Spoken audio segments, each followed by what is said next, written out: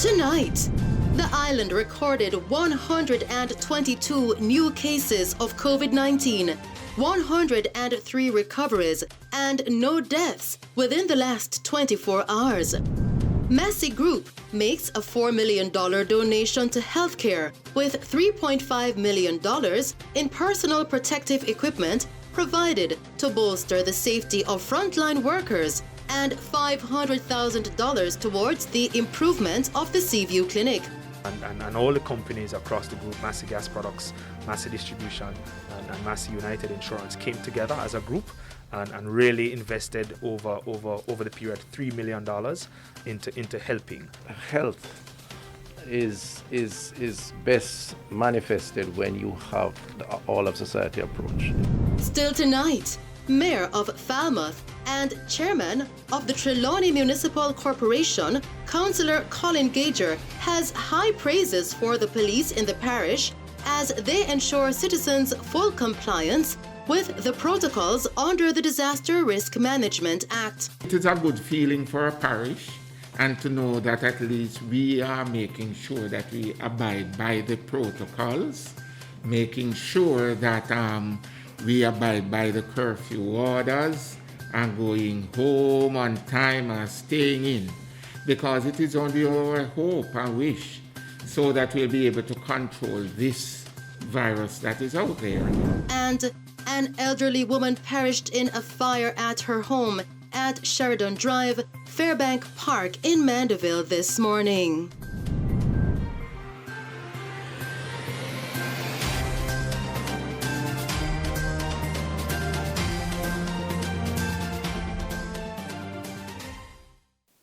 Good evening. The island recorded 122 new cases of COVID-19 and 103 recoveries within the last 24 hours. No deaths were recorded within the period.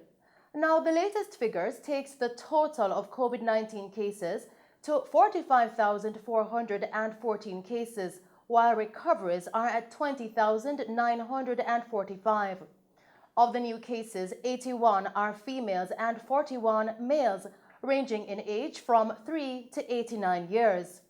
The new cases were recorded in Kingston and St. Andrew with 41 cases. St. Catherine recorded 29 cases. St. Thomas, 16. Clarendon recorded 10 cases. Manchester, 8. St. James, 6. Westmoreland recorded 4 cases. St. Anne recorded 3. St. Mary and St. Elizabeth recorded 2 cases each, while Portland recorded 1 case. There are now 220 patients currently in the hospital with COVID-19, 26 of whom are critically ill and 9 moderately ill. In other news tonight, as the government of Jamaica tries in earnest to roll out a robust COVID-19 vaccination program, the Massey Group of companies has announced that its members are increasing their support of the effort to bolster both those working on the front lines and the residents in the community in which they operate.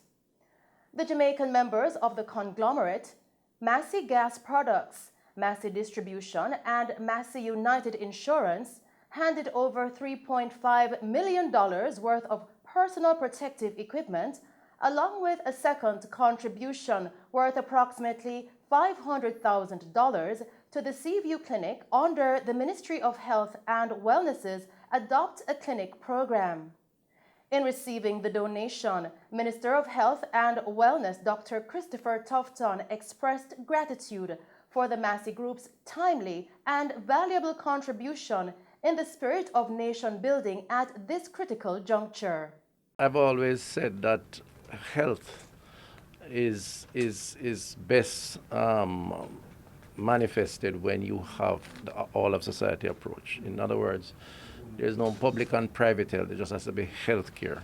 Unless the citizens of your country have the capacity to move around and to enjoy life, the truth is their capacity to produce, their capacity to spend, their capacity to support each other is compromised. So what the Massey Group is demonstrating through this $3.5 million contribution in PPEs, masks, and so on, as well as the contribution to the Adopter Clinic program, is that they recognize that outside of their core activity, it is in their interest and all our interests to support the greater good of society.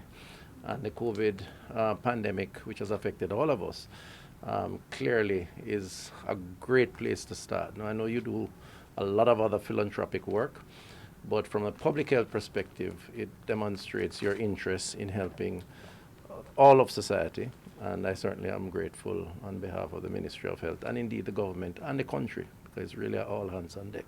Minister Tufton added that the Adopt a Clinic program is vital in the fight against the COVID-19 pandemic. One of the things that this pandemic has shown is that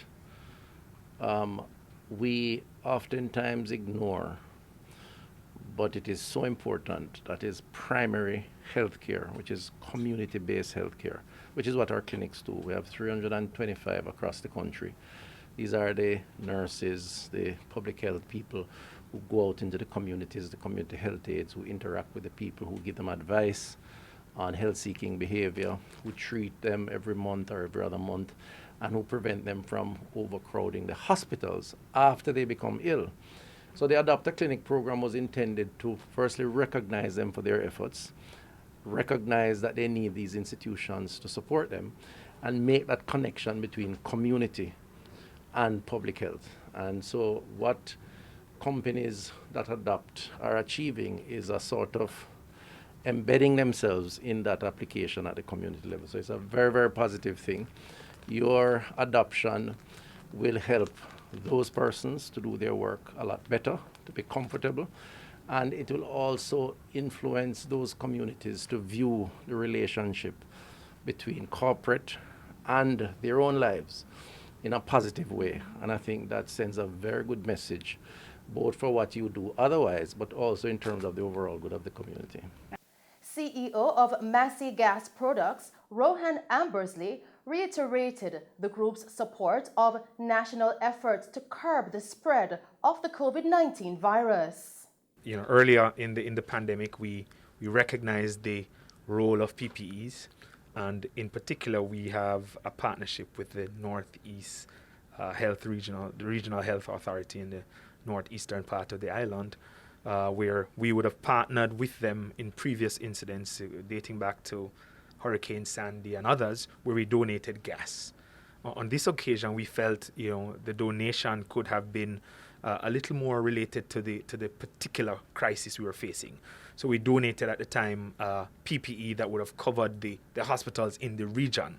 And we really felt, based on the response of the health authority, that it really made a difference at the time. And we continue to take very seriously our purpose statement as a group, that we are about creating value and transforming lives. So we take joy in doing this.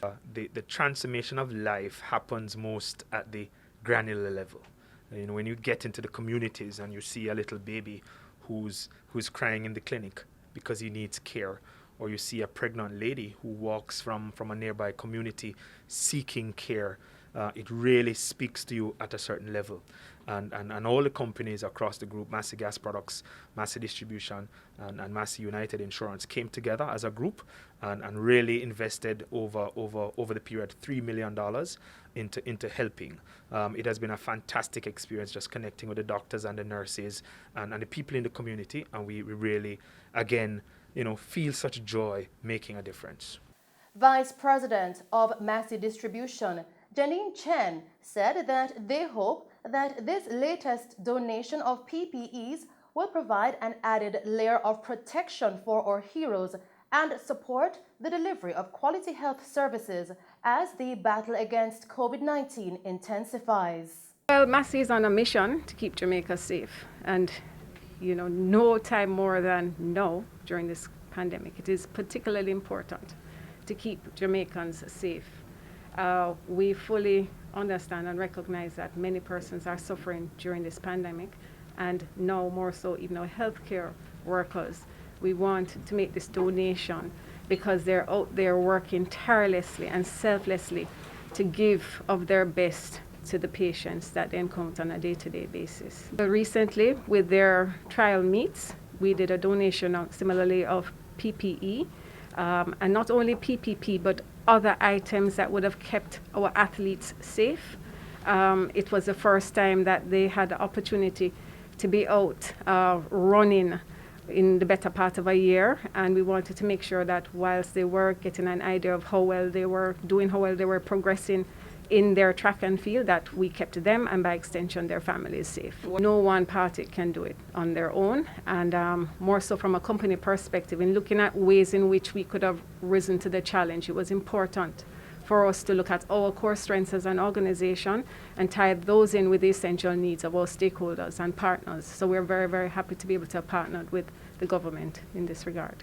Massey United Insurance branch manager Winsome Gibbs explained that the strategic donation of equipment and financial support is targeted at strengthening the national effort to ensure that Jamaica wins the fight against COVID-19 and that people are able to have better access to health services in spite of their social or economic status.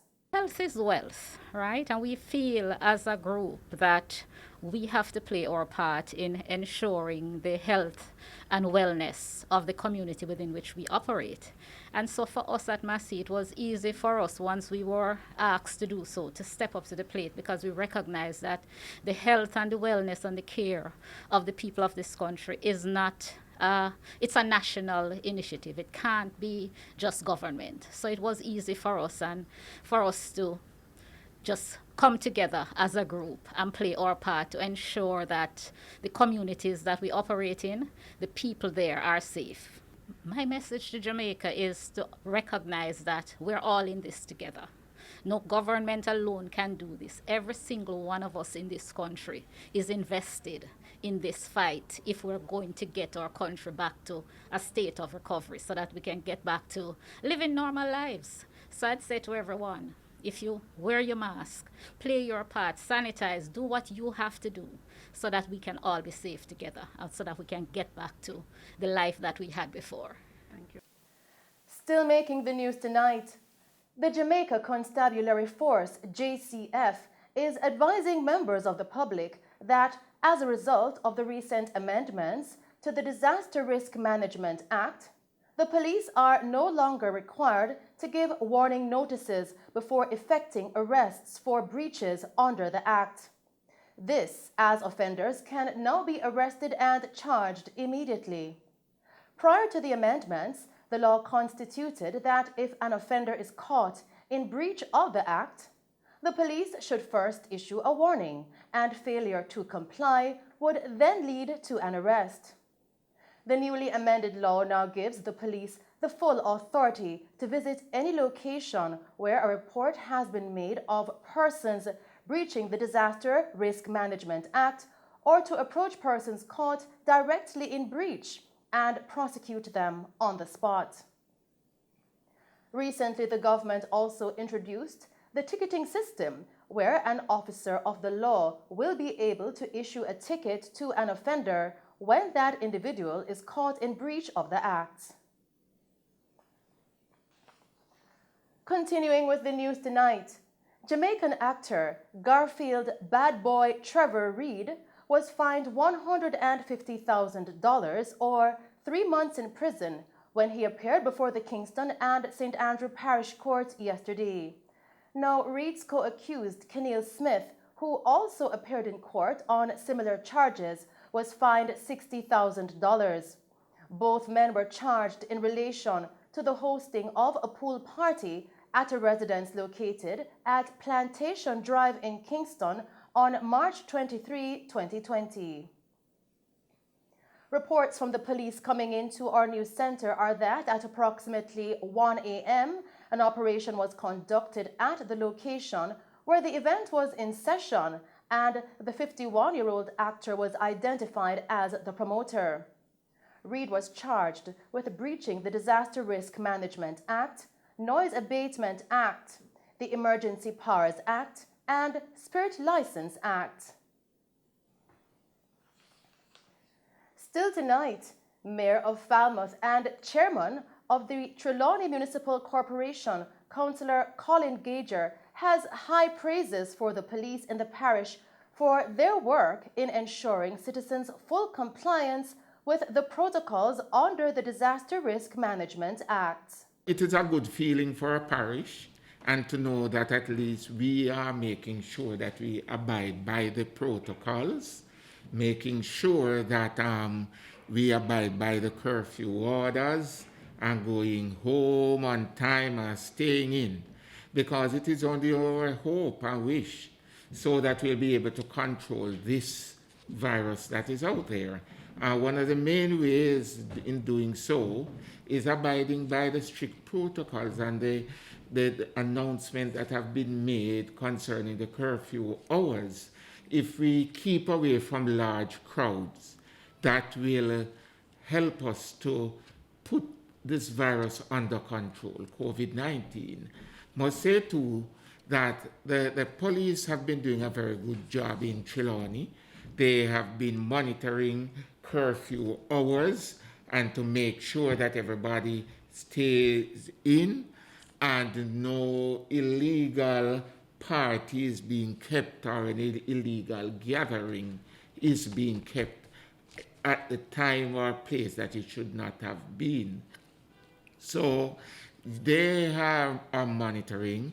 I know they have served quite a few summons. You can see a lot of people coming to the courts and cooperating or complaining, but they should realize that if they abide by this protocol, we will have a safer, less death. See what is happening elsewhere? Some places has sort of opened up too early and then it gets out of control. We don't want that here. We want, and we are happy that Trelawney is playing their part. Mayor Gager also explained that they are ensuring careful spending as the COVID-19 pandemic has affected the budget of the parish. It is getting worse each day because you'll have to realize that a lot of our revenue sources is sort of drying up at the moment. So we have to be very careful. Our accounts division have to be making sure that we monitor things and we keep as tight as possible so that it can't get out of control.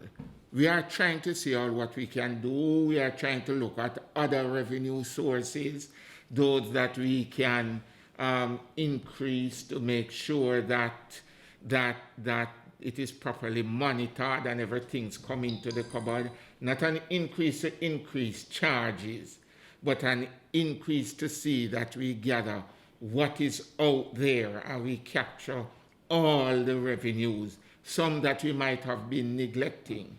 It is not our desire or our hope to send home people at this time, because you must realize that we are going through a very hard and tight time, and sending home people is sending it home to nowhere.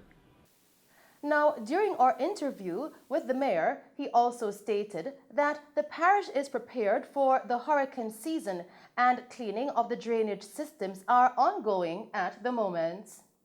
Cleaning of the drains is an ongoing thing for us here.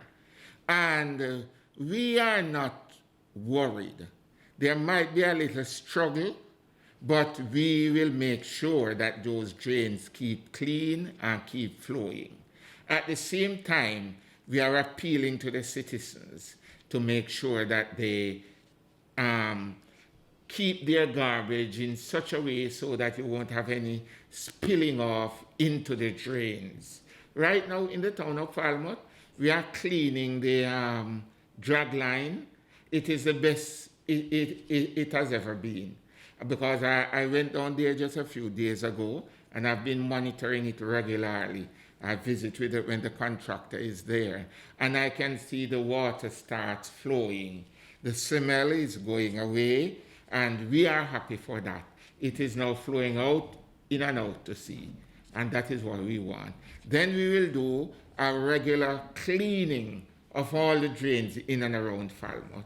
So we are well prepared. Our disaster coordinator is on the ball. we have things in our storeroom, and we feel confident in facing. We are hoping, though, that we will have a good season. Meanwhile, Mayor Gager, in expressing his excitement at the reduction of serious crimes in the parish when compared with last year, encouraged citizens to work out their disagreements without resorting to violence. For our parish, we are going down, I think it's about 50% that we are down with crime. And it is indeed a pleasure for us because we want to be crime-free as possible. So I would have to say to the citizens in and around, continue to be on your best behavior, continue to argue things, express yourself in such a way, but not a way that will cause a crime. You know, each person is expected to be able to express his or her feeling, and that is why we need to talk it out more than physically fighting it and it's coming to a blow where someone is damaged or someone died. So I'm very happy what is happening in Trelawney, and it is for us as a parish, those of us who are living here, to make sure that people will be migrating from time to time from other parishes. But we should be on the lookout.